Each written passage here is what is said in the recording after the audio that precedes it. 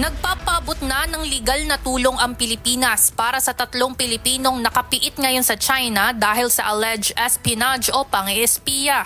Ayon kay Department of Foreign Affairs Secretary Maria Teresa Lazaro, mayroon ng access upang matiyak na nasa maayos na kalagayan ang mga ito kahit nakadetine ngayon sa ibang bansa. There has been a notification.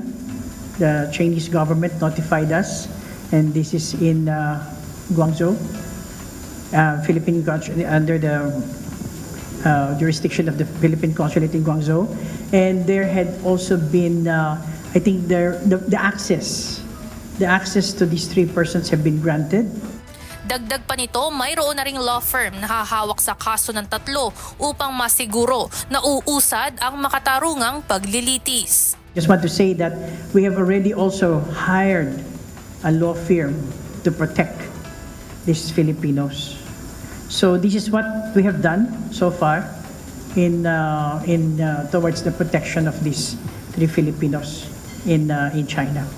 Abril ngayon taon nang kumpirmahin ng DFA ang ulat na mayroong mga Pilipinong nahuli sa China dahil sa umano'y pang-espiya.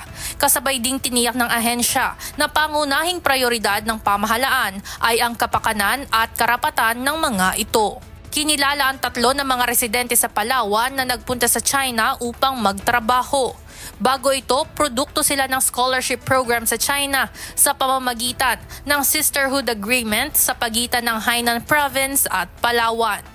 Sa kasalukuyan, kumikilos na ang DFA at mga otoridad para tiyaking ligtas at may legal na kinatawan ng mga ito oras na sumailalim sa paglilitis sa naturang bansa.